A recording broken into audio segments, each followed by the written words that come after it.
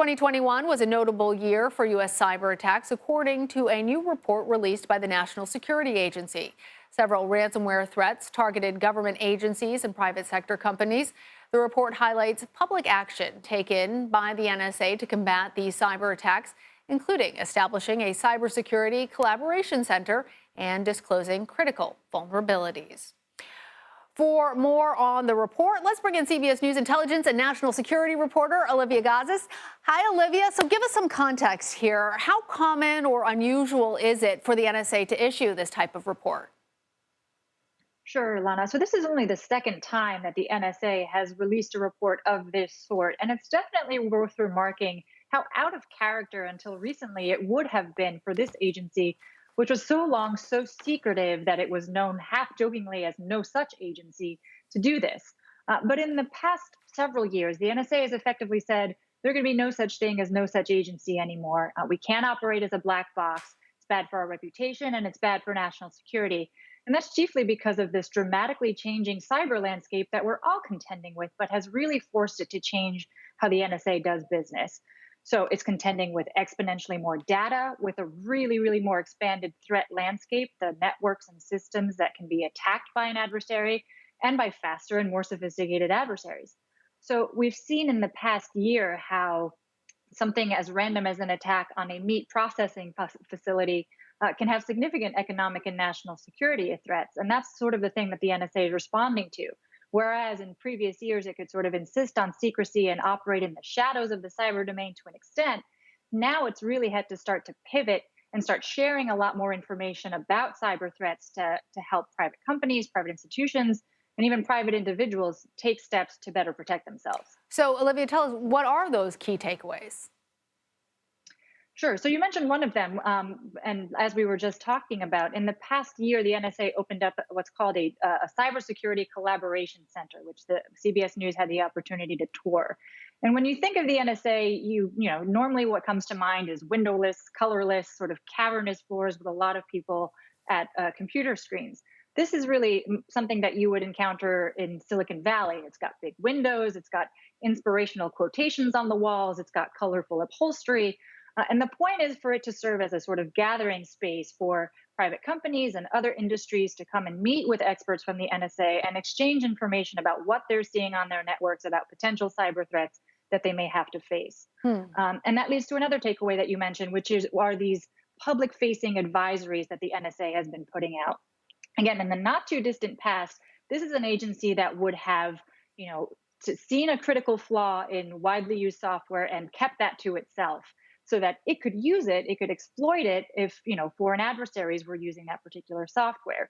But that has changed. Now the NSA is proactively notifying companies like, for example, Microsoft. We saw one notable example in which it told Microsoft, hey, we've identified a big critical vulnerability in this popular software known as Microsoft Exchange.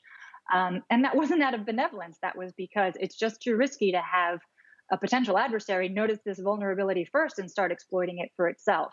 So this is the shift that they are now proactively flagging to companies, hey, we found a critical vulnerability in your systems. Please tell your users to patch immediately so that all of our cybersecurity is boosted. And we all benefit from that. Olivia, it's really interesting as you discuss how there's this public-facing place for private companies to come and meet with the NSA, and it really is contrary to how we think about the NSA. In this report, they also talk about ransomware and how the NSA is becoming involved in this increasingly common threat. Tell us more about that. Sure. So, as you mentioned, 2021 was a banner year for some of these really high profile ransomware attacks. And that's in addition to what had been this consistent drumbeat of lower profile and more local attacks, but ones that have really done a lot of damage to things like police departments, schools, and hospitals. So much so that the NSA director said, all right, we're calling ransomware a national security threat, and announced a surge at the agency to confront it. So the NSA has a multifaceted sort of set of missions, but one is, of course, to look at overseas adversaries, at criminal groups that operate on foreign soil, to track their cyber activity and help disrupt it if possible. So it works with other agencies like the FBI and US Cyber Command, which is the military's cyber arm, to try and identify those actors who carry out or plan to carry out ransomware, take them offline, or even publicly disclose some of how they operate, so in order to render them ineffective. They've also targeted the financial networks that make ransomware so lucrative. But as we've seen, this is a really, really thorny issue, not least because of how vulnerable these less sophisticated targets can be and how interconnected we all now are. So this is going to be a really tough one going forward. Olivia, I thought it was really interesting that the report discusses the NSA's role in assisting with the U.S. withdrawal from Afghanistan. What does it have to say about that? Tell our viewers. Sure, and this is maybe another one of those lesser known roles that the NSA has played. It has historically played to offer combat support and communication support to the U.S. military. This was highlighted, only briefly in the report, but the kinds of things that the NSA would have been called upon to help with is making sure that U.S. communications at that time were secure and not being monitored or tapped by foreign or enemy groups. At the same time, of course, trying to tap into foreign and enemy groups to determine, for example, when and where an attack might be planned or carried out so that U.S. personnel and civilians can be cleared out of the way. It also had a hand in helping the military identify and secure some of the more sensitive types of technologies that we had in use in Afghanistan so that they could be cleared out and not fall into the wrong hands.